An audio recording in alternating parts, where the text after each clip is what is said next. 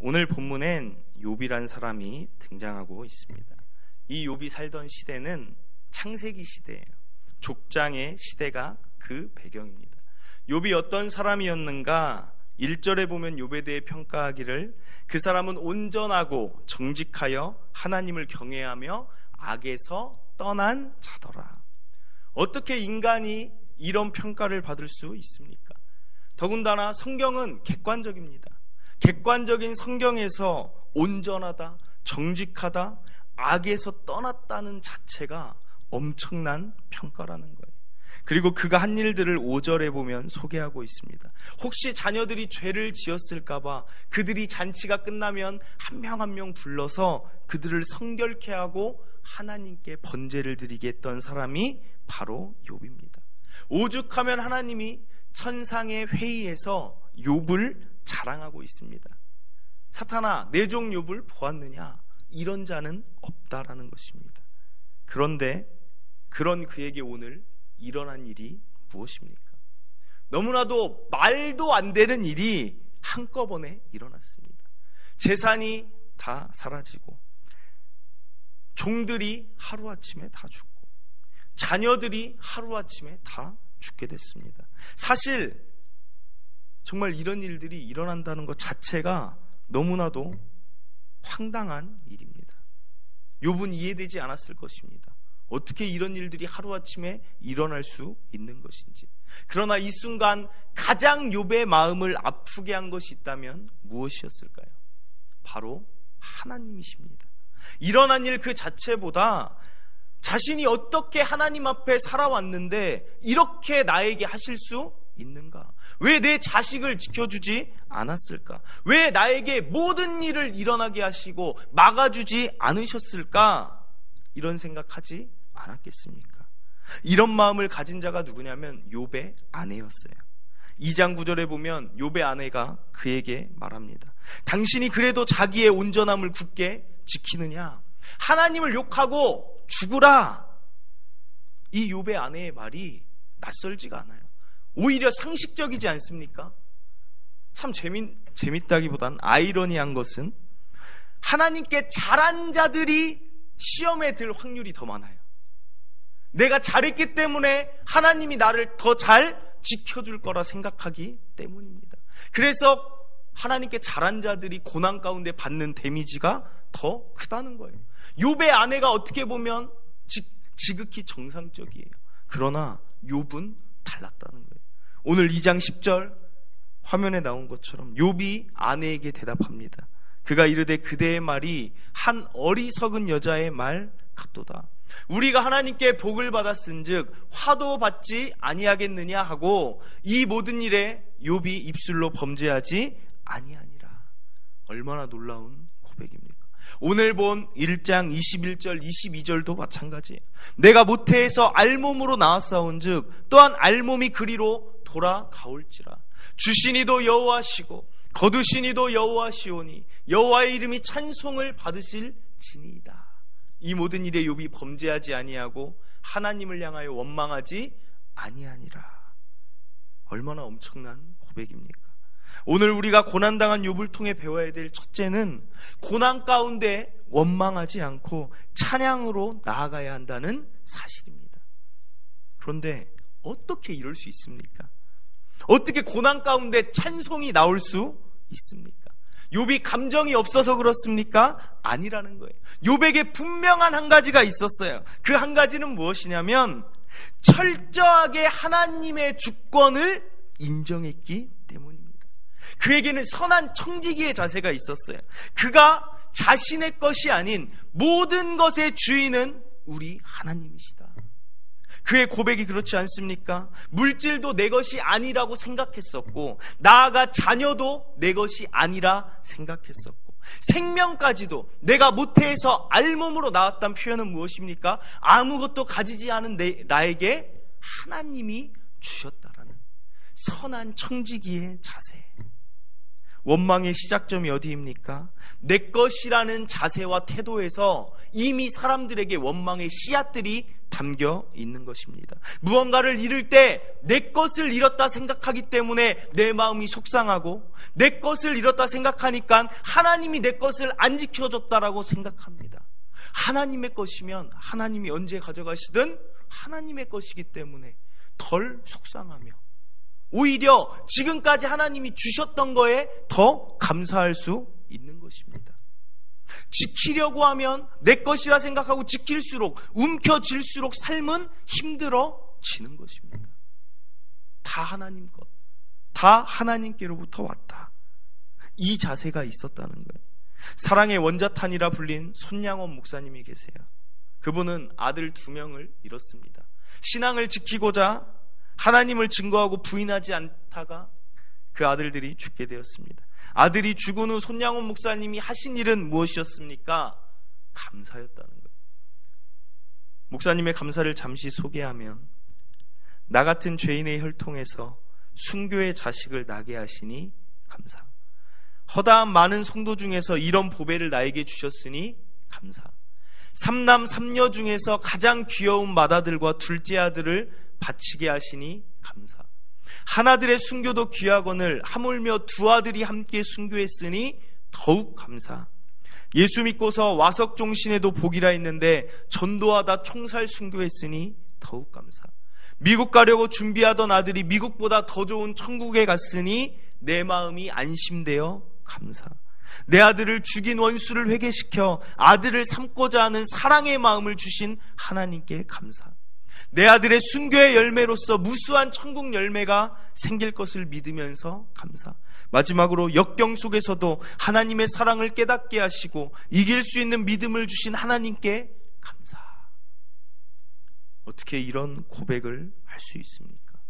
물론 아들을 잃은 그 마음이 어떠했겠습니까? 그럼에도 그분은 오늘 6과 같이 하나님을 인정했다는 거예요. 내 자녀도 내 것이 아니다. 내 자녀의 앞으로의 살아갈 그 모든 그 삶의 방향도 하나님 것이다. 내 자녀를 어떻게 사용하시든지 그건 역시도 하나님이 하실 일이시다. 거두어 가셨어도 내 아들을 하늘나라로 보내주신 하나님께 감사. 모든 것이 하나님께로 나왔다는 걸 인정할 때 감사로, 고난 중에도 찬양으로 나아갈 수 있는 줄 믿으시길 바랍니다. 사랑하는 성도 여러분, 오늘날 내 것이라 생각하는 무언가를 잃거나 빼앗겼습니까? 내 생각대로 되지 않는 고난을 겪고 있습니까? 그러나 오늘 욥의 고백, 손양원 목사님의 자세가 우리의 고백과 자세가 되길 바랍니다. 이 세상에 내 것은 하나도 없고 다 하나님 것입니다. 예전에 어른들은 아실 거예요. 저도 어렸을 때 노래 중에 하나가 김국한 씨의 타타타, 혹시 기억하세요? 모르시는구나. 그 알몸으로 태어나서, 가사 중에 이런 게 있잖아요. 알몸으로 태어나서 옷 한 벌을 건졌잖소.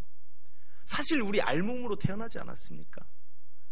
아무것도 몰랐어요. 아무것도 가진 게 없는 자들이 지금 얼마나 많은 것을 누리고 있습니까? 지금까지 누려왔고 가지고 있었습니까?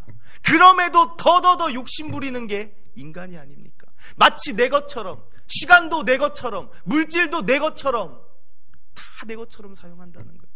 사실은 주신 것은 다 하나님이신데, 이걸 인정할 때 우리의 삶은 더 자유를 누릴 줄 믿습니다. 고난 가운데 원망하지 않고 찬송할 수 있는 줄 믿습니다. 다시 성경으로 돌아가 욥의 고난을 겪으며 욥의 마음을 아프게 했던 자들이 등장합니다. 바로 욥의 친구들입니다. 엘리바스, 소발, 빌닷, 나아가 엘리우라는 사람이 욥기에는 등장합니다. 그들이 욥을 찾아와서 하는 말이 있어요. 무슨 말이냐면 처음에는 위로하러 옵니다. 욥기의 구조는 굉장히 단순해요. 1장에서 2장까지는 욥이 이야기를 하고 있어요. 그리고 3장부터 엘리바스라는 사람은 2장 얘기예요. 이름이 좀 길죠, 엘리바스. 그 사람은 2장 얘기를 해요. 얘기하는 결과가 뭐냐? 얘기하는 핵심이 뭐냐? 욥, 내가 잘못해서 벌받는 거다.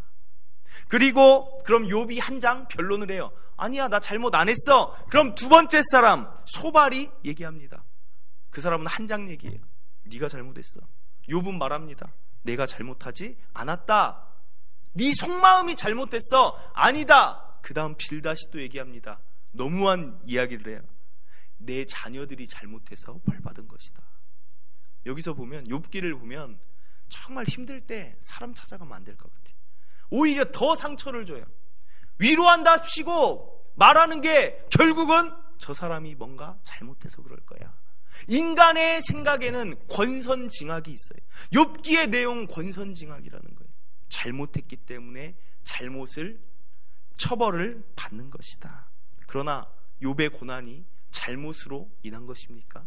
아니라는 거예요. 우리가 오늘 이 긴 본문을 읽었던 이유는 뭐냐면 천상회의에서 분명히 이 욥의 고난이 어디서 출발했는지를 보여주고 시작한다는 거예요. 욥이 잘못해서 고난받는 게 아니라 고난의 출발은 사탄이 하나님께 얘기합니다. 욥이 하나님 잘 섬기는 것은 하나님이 그를 축복해 주시고 소유물을 많이 주셔서 그가 하나님을 잘 섬기는 거예요. 이게 사단의 특기예요. 이간질하고 자꾸만 분열시키고 자꾸만 믿음을 의심하게 만들고 선동하는 게 사단의 특기예요. 그러면 사단의 특기에 하나님이 넘어간 것이냐? 그건 아니에요. 나중에 다시 얘기하겠지만 지금 생각해 볼 포인트는 고난의 시작은 욥의 죄 때문에 시작된 게 아니라 하나님이 허락한 고난이었다는 것입니다. 오히려 욥이 의인이었기 때문에 하나님이 더 고난을 주셨다는 거예요. 우리가 알아야 될 둘째는 의인이기 때문에 당하는 고난이 있을 수 있다는 것입니다. 잘못했기 때문에 당하는 게 아닙니다. 잘하기 때문에 하나님이 그를 더 큰 그릇 삼으시려고, 더 귀하게 쓰시려고 연단하시는 줄 믿으시길 바랍니다. 성경의 수많은 인물들이, 하나님이 사용하시는 인물들은 수없이 연단받았어요. 성경에 어떤 인물이 있습니까? 바로 요셉이에요. 요셉이 어떤 잘못을 했습니까? 그에게 잘못이 없었어요. 그러나 형제들이 미워하고 그를 노예로 팝니다. 감옥의 죄수로 팔려갑니다. 도무지 이해할, 말이 노예고 말이 죄수지 그 삶이 어땠겠습니까? 17살에 애굽에 끌려갔습니다. 얼마나 13년이란 시간 동안 괴로웠겠습니까? 안타까운 인생이지만 요셉은 나중에 깨닫게 됩니다. 내가 잘못해서 그런 게 아니라 하나님의 뜻하신 바가 있는 고난이었구나. 그래서 그가 창세기 45장에서 고백합니다. 하나님이 큰 구원으로 당신들의 생명을 보존하고 당신들의 후손을 세상에 두시려고 나를 당신들보다 먼저 보내셨나니 그런즉 나를 이리로 보내니는 당신들이 아니라 하나님이시라. 사랑하는 성도 여러분, 하나님이 주신 고난은 나중에는 깨닫게 될 것입니다. 그리고 더 단단하게 알게 될 것입니다. 또 어떤 사람이 이런 고난을 당했습니까? 의인이 당한 고난의 최고의 주인공은 누구냐면 바로 예수님이세요. 예수님. 왜 욥에게 하나님이 고난을 허락하셨냐면 욥은 예수님이 겪을 고난을 구약에서 미리 예표하고 있는 거예요. 사람들의 생각 속에 권선징악만 가지고 있기 때문에 아니다, 의인에게도 고난을 줄 수 있다라는 것을 구약 성경에서 미리 기록해 두고 있는 것입니다.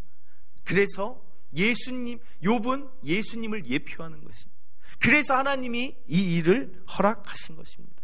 예수님 아무 죄도 없었어요. 그러나 하나님의 큰 뜻, 인간 구원의 계획을 이루기 위해 기꺼이 고난을 담당하셨습니다.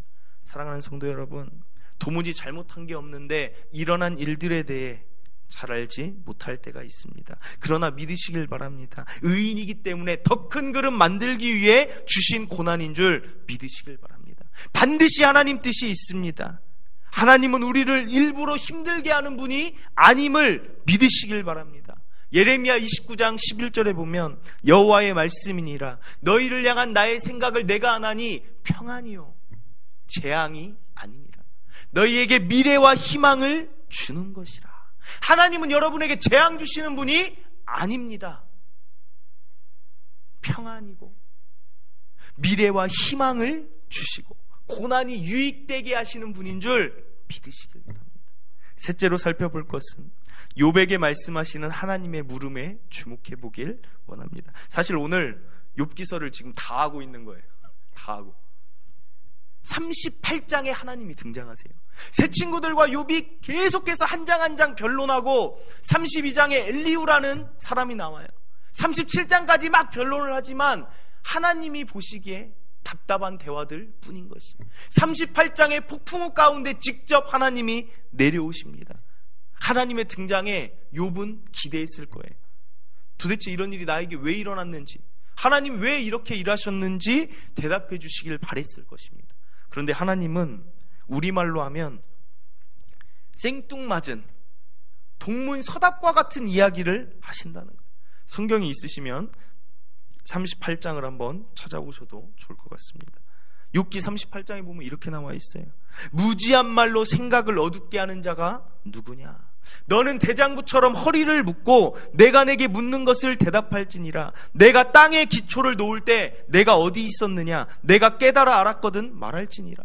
누가 그것의 도량법을 정하였는지, 누가 그 줄을 그것 위에 띄었는지 내가 아느냐? 욥이 어떻게 알겠습니까? 그때 새벽별들이 기뻐 노래하며 하나님의 아들들이 다 기뻐 소리를 질렀느니라. 바다가 그 모태에서 터져나올 때 문으로 그것을 가둔 자가 누구냐? 내가 바다의 샘에 들어간 적이 있느냐? 깊은 물밑을 걸어다녀 보았느냐? 사망의 문이 내게 나타났느냐? 이 말을 보면 사망의 문이 있었나 봐요. 내가 눈곳간에 들어갔었느냐? 우박창고를 보았느냐? 내가 환난 때의 교정과 전쟁의 날을 위하여 이것을 남겨두었느라. 실제 성경에 보면 우박을 통해서 하나님이 전쟁 가운데 일하셨던 적이 있어요. 이걸 보면 우박창고가 있었나 봐요. 누가 홍수를 위하여 물길을 터주었으며 우레와 번개의 길을 내어주었느냐? 누가 사람 없는 땅에 사람 없는 광야에 비를 내리느냐? 비에게 아비가 있느냐? 이슬방울은 누가 낳았느냐? 가슴속에 지혜는 누가 준 것이냐? 수탉에게 쓸기를 준 자가 누구냐? 까마귀 새끼가 하나님을 향하여 부르짖으며 먹을 것이 없어서 허우적거릴 때 그것을 위하여 먹이를 마련하는 이가 누구냐? 계속해서 질문하고 계십니다. 왜 이렇게 말씀하십니까? 무슨 말씀을 하고 싶길래 이 많은 질문을 던지십니까? 자신의 우월함을 증명하고 있습니까? 아니라는 거예요. 하고 싶은 말은 딱 한 가지예요. 욥, 너는 알 수 없다는 거예요. 내가 하나님이고 내가 창조주고 내가 신이고 너는 인간이고 너는 한계가 있다는 거예요. 어떤 말로 설명한다 한들 이 고난을 주신 하나님의 그 놀라운 구원의 역사의 계획을 예표하는 고난임을 욥에게 설명한들 욥이 족장시대에 살았던 욥이 이해할 수 있었겠습니까? 이해할 수 없다는 거예요. 결론은 하나님이 오셔서 너희들은 무지하다는 걸 인정하라는 거예요. 너희들이 다 이해할 수 없다 해서 나를 원망할 수 없다는 것입니다. 이해되지 않는다 할지라도 나를 믿고 따르라는 거예요. 나의 일은 크고 나의 일은 기묘하고 나의 일은 선하고 까마귀 새끼의 울부짖음도 듣는 게 나라는 것을 또한 보여주시는 거예요. 사랑하는 성도 여러분, 우리도 마찬가지예요. 우리가 다 이해하지 못한다고 해서 하나님이 일을 잘못한 게 아님을 믿으시길 바랍니다. 내가 원하지 않는 방향으로 일이 됐다고 해서 하나님이 잘못 선택하신 게 아니라는 거예요. 이사야 말씀에 이런 말씀이 있습니다. 이는 내 생각이 너희의 생각과 다르다. 내 길은 너희의 길과 다르다. 이는 하늘이 땅보다 높음 같이 내 길은 너희의 길보다 높으며 내 생각은 너희의 생각보다 높으니라. 예를 들면 우리는 한 가지 선택을 할 때 몇 가지밖에 생각을 못한다라면 하나님은 더 높게 더 많은 것들로 수억 가지의 생각을 하고 선택하신다는 것입니다. 그렇기 때문에 그분이 오르신 것입니다. 그렇기 때문에 그분의 선택이 맞는 것입니다. 우리가 할 일은 따르는 것입니다.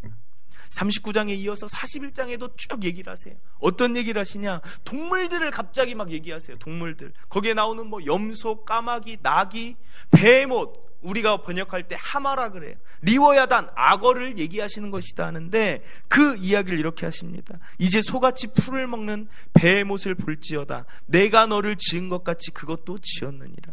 그것의 힘은 허리에 있고 그 뚝심은 배의 힘줄에 있고 그것이 꼬리치는 것은 백향목이 흔들리는 것 같고 그 넓적다리 힘줄은 서로 얽혀 있으며 그 뼈는 녹관 같고 그 뼈대는 세막대기 같으니 그것은 하나님이 만드신 것 중에 으뜸이라. 갑자기 동물 얘기를 왜 하세요? 욥이 그토록 힘든데 동물 얘기를 왜 하세요? 여기서 얘기하신 건 또 하나가 나는 너희들 만들고 그냥 놔두는 게 아니라는 걸 알라는 거예요. 정말 그 동물 하나까지도 그 뼈의 힘이 어디서부터 왔는지, 힘줄이 어떻게 되는지까지 살피시는 하나님. 참새 한 마리의 땅에 떨어지고 사는 것도 주관하시는 하나님이 내가 욥 너의 인생을 책임지지 않겠느냐는 거예요. 내가 욥 너의 그 마음을 모르겠냐는 거예요. 세밀하게 내가 너를 알고 있다라는 것입니다. 사랑하는 성도 여러분, 어떤 고난이 있다 할지라도 하나님이 여러분들을 알고 계세요. 여러분의 마음을 이해하고 계세요. 성경에 보면서 이해되지 않았던 것 중에 하나가 무엇이냐면 예수님이 나사로를 고치러 갑니다. 근데 고치러 가셔서 한 일이 무엇이냐면 눈물을 흘리셨어요. 한마디로 우셨어요. 저는 이 성경 본문을 보면서 이해가 되지 않았습니다. 왜 이해가 안 됐냐면 예수님이 나사로에게 온 이유는 무엇입니까? 살리러 왔잖아요. 살리러 왔는데 사람들이 울고 있어요. 제가 예수님이면 얘들아 울지 마. 내가 살릴 건데 이제 웃어. 뭐 이렇게 울고 있어. 능력자가 나타났는데 뭐가 이렇게 근심이고 힘들겠습니까? 근데 예수님은 우셨다는 거예요. 살릴 수 있는 능력이 있지만 예수님의 태도, 우리 하나님의 태도를 보여주는 거예요. 그들을 보고 그들이 아파하는 마음이 예수님께는 전달된다는 거예요. 공감하신다는 거예요. 같이 아파하시고 눈물을 흘리신다는 거예요. 인간들이 얼마나 아파할까? 나사로의 죽음을 보고 이렇게 힘들어하는구나. 같이 눈물을 흘려주시는 게 우리 하나님이시며 우리 예수님이신 줄 믿으시길 바랍니다. 나 혼자 내버려두는 하나님이 아니에요. 너 혼자 지쳐 쓰러지라고 내버려두는 하나님이 아니라는 사실에 위로받길 바랍니다. 세밀하게 다 아시는 중에서도 주신 아픔과 고난이라면 비록 우린 지금 알지 못하지만 하나님의 귀한 뜻이 있기 때문에 주신 고난인 줄 믿으시길 바랍니다. 마지막으로 살펴볼 거, 고난을 겪은 후 욥의 태도입니다. 42장 5절에 내가 주께 대하여 귀로 듣기만 하였사오나 이제는 눈으로 주를 배움나이다. 무슨 말씀이에요? 고난을 겪으면서 나의 믿음이 더 성장했습니다. 하나님께 고백하는 거예요.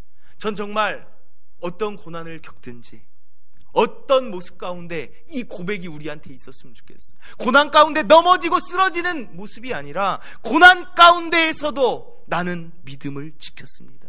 고난 가운데에서도 말씀하신 하나님을 만났고 세밀하게 나를 사랑하신 하나님을 만났고 나를 위로하시는 하나님을 만났고 그 하나님의 큰 일들을 지금은 깨닫지 못하지만 선하신 하나님을 나는 더 신뢰하게 됐습니다. 고난이 왔어도 나는 무너지지 않고 더 믿음이 성장했습니다. 고난이 내게 유익이 되었습니다. 이 욥의 고백이 우리의 고백이 되길 바랍니다. 말씀을 맺습니다. 욥의 고난은 우리에게 많은 것을 생각하게 합니다. 첫째 말씀드렸던 욥처럼 선한 청지기, 모든 것이 하나님 것임을 인정할 때 내 자녀도 내 생명도 내 물질도 모든 것이 하나님 것임을 인정할 때 우리는 감사가 넘칠 수 있습니다. 둘째로 의인이기 때문에 겪는 고난이 있다는 것, 잘못 때문에 온 고난이 아니라는 것, 지금은 알 수 없으나 하나님의 선한 뜻이 있음을 믿으시길 바랍니다. 셋째로 우리가 하나님의 모든 것을 이해할 수 없다 할지라도 그분의 높다는 것을, 옳다는 것을 다시 한번 확신하시길 바라고, 마지막으로 고난의 앞에서 우리의 믿음이 더 성장하기를 내 스스로 결단하시고, 나는 뒤로 물러날 자가 아닙니다.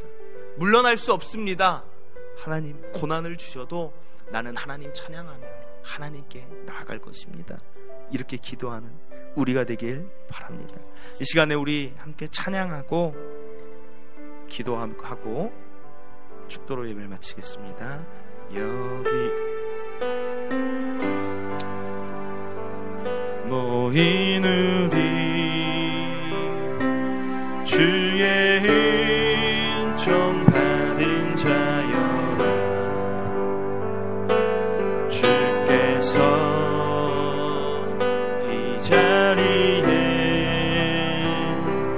함께 계심을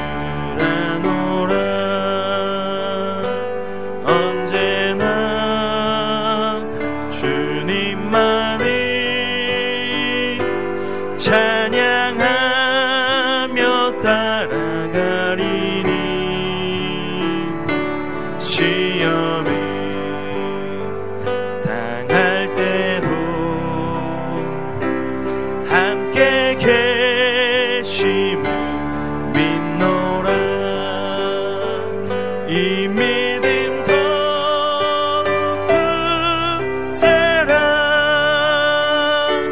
주가 지켜주신다.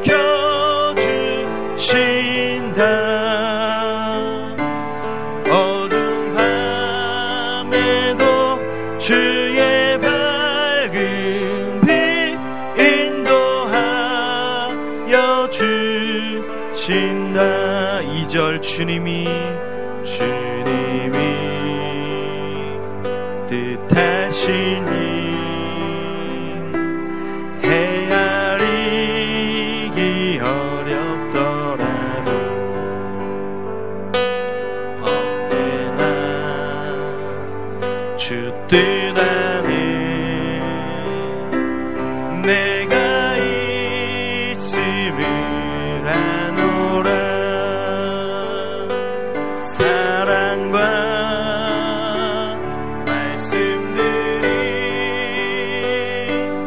나를 더욱 새롭게 하니 때로는 넘어져도 최후 승리를 믿노라. 이 믿음 더욱 굳세라. 주가 지켜주신다.